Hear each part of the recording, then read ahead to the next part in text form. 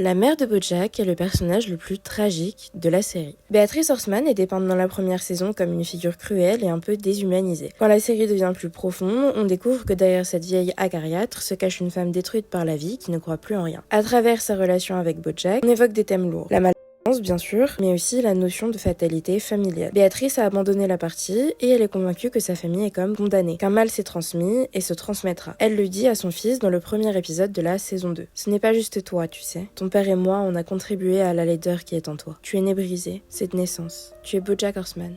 Il n'y a pas de remède à ça. Le personnage de Béatrice met sur la table un sujet qui est, à mon sens, un des cœurs de la série. Le traumatisme intergénérationnel. Cette idée que les traumas se passent de génération en génération jusqu'à ce que quelqu'un brise le cercle. Et en l'occurrence, chez les Horseman, personne ne l'a brisé. Un enfant est façonné par son environnement. Béatrice est une femme née dans les années 30. Si sa famille se portait bien à la base, la mort de son grand frère durant la Seconde Guerre mondiale a tout détruit. Personne ne savait comment faire face à ses émotions. La mère endeuillée s'est fait et le père irresponsable, totale satire des hommes des 30 glorieuses, a réprimé les émotions de tout le monde. En grandissant, Béatrice avait de la personnalité, mais ce n'était pas ce qu'on attendait d'elle. Elle était muselée. Encore une fois, pas d'émotion. Puis elle a rencontré le père de BoJack, un beau parleur qui l'a mise enceinte et qui, dans un de ses seuls élans de courage, lui a promis de rester. Mais à quel prix? Ils étaient malheureux ensemble et ont élevé un enfant malheureux. Béatrice n'a jamais pu s'exprimer. Elle a tout vu s'effondrer, elle est devenue aigrie, méchante, maltraitante. Et parfois, elle organisait des soirées où elle dansait, sous les yeux ébahis d'un fils qui l'admirait tout en ayant peur d'elle. Et comme il le dit si bien, dans ces moments, même si on se noie constamment, on se rappelle qu'on sait nager. Ce n'est ironiquement qu'en fin de vie, alors que la démence l'emporte, qu'elle redevient la Béatrice innocente de son enfance. Je tiens à clarifier cependant, et la série le dit mieux que moi, et c'est même un des thèmes principaux de la série,